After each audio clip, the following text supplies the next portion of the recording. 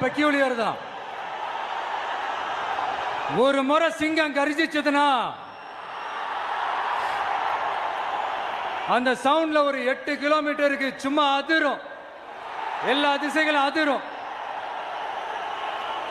அப்படிப்பட்ட அந்த சிங்கம் வேட்டைக்கு மட்டும்தான் வெளியில வரும், வேடிக்கை பார்க்கறதுக்கெல்லாம் வெளியில வராது.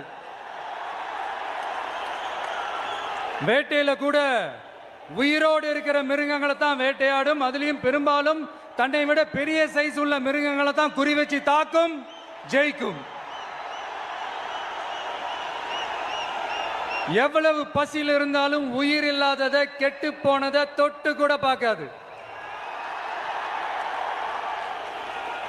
அப்படிப்பட்ட அந்த சிங்கம் அவ்வளவு ஈஸியா எதையும் தொடாது, தொட்டா விடாது.